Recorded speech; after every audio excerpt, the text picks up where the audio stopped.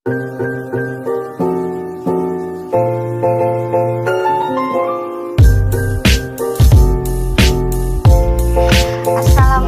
warahmatullahi wabarakatuh.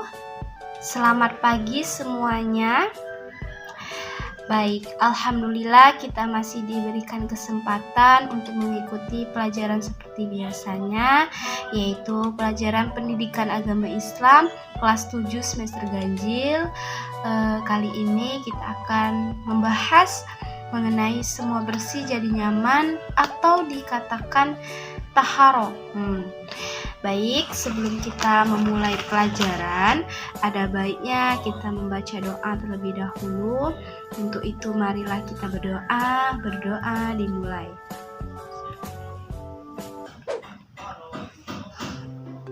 Doa selesai. Oke, sekarang Ibu absensi ya. Jadi sembari Ibu absensi, silakan bagi yang merasa posisi duduknya masih ada yang berantakan, tolong dirapikan. Anissa, Budi, Cantika, Dila, Nabila, Tika, Reno, Zakia. Oke. Baiklah, kita mulai saja pelajaran ini dengan bersemangat agar nantinya ilmu yang kalian dapat itu bermanfaat di kemudian hari. Langsung saja Ibu jelaskan yang pertama mengenai taharo. Apakah di antara kalian ada yang mengetahui taharo? Jadi taharo adalah bersuci dari najis dan hadas. Najis adalah kotoran yang menjadi sebab terhalangnya seseorang untuk beribadah kepada Allah Subhanahu wa Ta'ala. Sedangkan hadas adalah keadaan tidak suci pada diri seorang muslim yang menyebabkan ia tidak boleh sholat, tawaf, dan lainnya. Nah, jadi apa saja yang harus dibersihkan?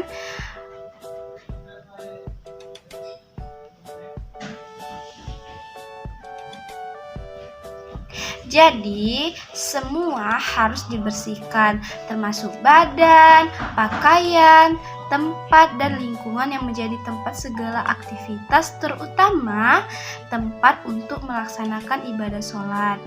Jadi, taharo ini meliputi dua hal, yaitu taharo dari najis dan taharo dari hadas. Taharo dari najis ini maksudnya adalah membersihkan sesuatu dari najis. Nah, najis ini terbagi menjadi tiga. Ada najis mukhafafah, najis mutawasitah, dan najis mughalladha.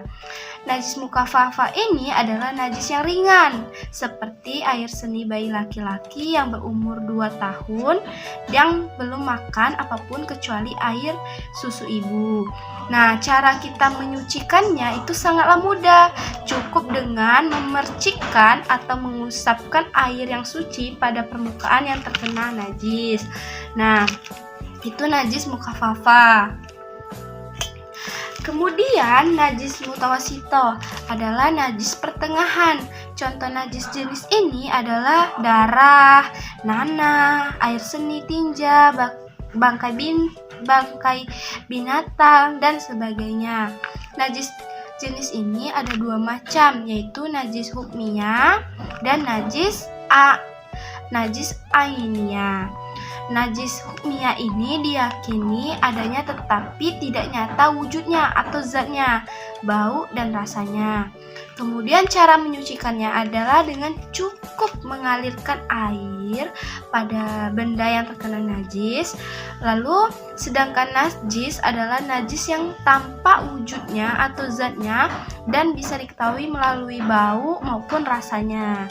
Nah, cara kita menyucikannya adalah dengan menghilangkan zat, rasa, warna, dan baunya dengan menggunakan air yang suci. Nah, kemudian najis mughalladha adalah najis yang berat. Nah, najis ini bersumber dari anjing dan babi. Cara menyucikannya yaitu dengan beberapa tahap, yaitu dengan membasuh sebanyak 7 kali. 1 kali diantaranya menggunakan air yang dicampur dengan tanah.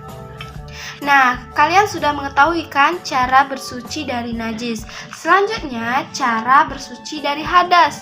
Hadas ada 2 macam, yaitu hadas kecil dan hadas besar.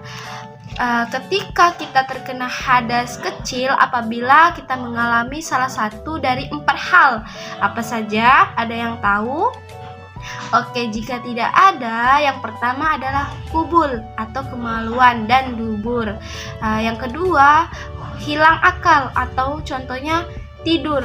Yang ketiga, bersentuhan kulit antara laki-laki dan perempuan yang bukan muhrim.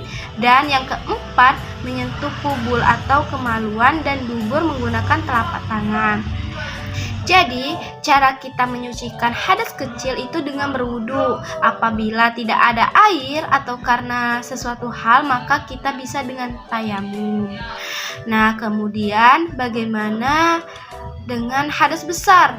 Kita terkena hadas besar apabila mengalami atau melakukan suatu hal atau dalam 6 perkara, yaitu berhubungan suami istri atau setubuh, kedua keluar mani, yang ketiga haid atau menstruasi, yang keempat melahirkan, dan nifas atau meninggal dunia juga bisa.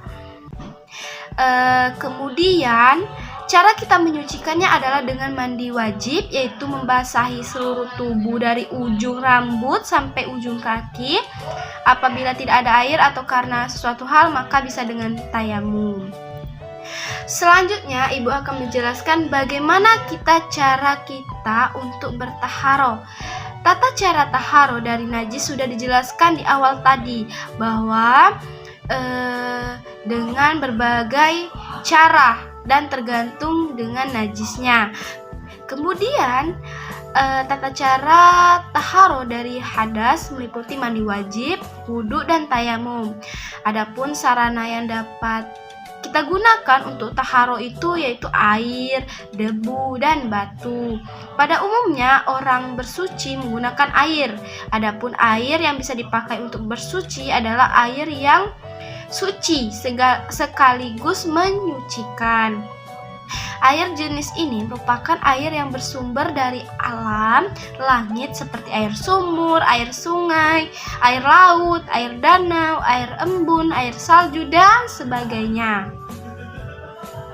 Nah, sekarang Ibu tanya, apakah ada yang mengetahui bagaimana cara mandi wajib? Oke, baik anak-anak, jika tidak ada Ibu yang akan menjelaskan. Jadi, mandi wajib ini adalah mandi untuk menghilangkan hadas besar, sering disebut juga mandi janabat atau junub. Kemudian niat mandi wajib ini yaitu nawaitu gusla lirafil hadasil akbari fardo lillahi ta'ala, yang mana artinya saya niat mandi menghilangkan hadas besar karena Allah Ta'ala. Yang kedua itu mengenai najis apabila terdapat di badannya seperti bekas tetesan darah. Yang kemudian membasahi seluruh tubuh mulai dari ujung rambut sampai ujung kaki. Kemudian mencuci kedua tangan sebelum dimasukkan ke dalam becana, lalu berwudu terlebih dahulu, mendahulukan yang kanan, yang kiri, menggosok tubuh, dan sebagainya. Kemudian ada yang kedua yaitu wudu. Wudu adalah cara bersuci untuk menghilangkan hadas kecil. Yang ketiga ada tayamum. Apakah tayamum itu? Tayamum adalah pengganti wudu atau mandi wajib. Jadi, tayamum ini dilakukan dengan menggunakan sarana debu yang suci. Debu ini digunakan sebagai pengganti air apabila kita berada di dalam pesawat atau kendaraan. Nah, debu ini digunakan untuk tayamum, cukup mengusap debu yang ada di dinding pesawat atau kendaraan. Nah, Cara ini boleh dilakukan ketika yang pertama tidak ada air dan telah berusaha mencarinya. Nah, yang kedua berhalangan menggunakan air, misalnya karena sakit, karena alergi, atau yang lainnya. Yang ketiga telah masuk waktu sholat. Kemudian terakhir yaitu hikmah taharah. Nah, perlu kalian ketahui ada hikmah dari taharah apa saja. Yang pertama yaitu orang yang hidup bersih akan terhindar dari segala macam penyakit karena kebanyakan sumber penyakit berasal dari kuman dan kotoran. Yang kedua, Rasulullah SAW bersabda bahwa orang yang selalu menjaga wudhu akan bersinar wajahnya kelak saat dibangkitkan dari kubur. Yang ketiga, dapat dijadikan sarana untuk lebih mendekatkan diri kepada Allah Subhanahu wa Ta'ala. Kemudian yang keempat, Rasulullah SAW menegaskan bahwa kebersihan itu sebagian dari iman, dan ada juga yang mengatakan kebersihan pangkal kesehatan. Yang kelima, kebersihan akan membuat kita menjalani hidup dengan lebih nyaman. Baik anak-anak, waktu kita sedikit lagi, jadi langsung saja ya kita simpulkan materi kita mengenai taharah. Jadi taharah artinya bersuci, baik dari najis maupun dari hadas, di mana darah yang keluar dari rahim perempuan yang menyebabkan hadas besar adalah haid, wilada atau melahirkan, dan nifas. Kemudian tayamum adalah mengusap kedua tangan dengan debu yang suci, dan di mana tayamum ini adalah pengganti wudhu dan mandi wajib dengan syarat-syarat tertentu. Lalu rukun tayamum itu ada niat, mengusap muka dengan tanah, mengusap kedua tangan sampai siku-siku dengan tanah, dan tertib.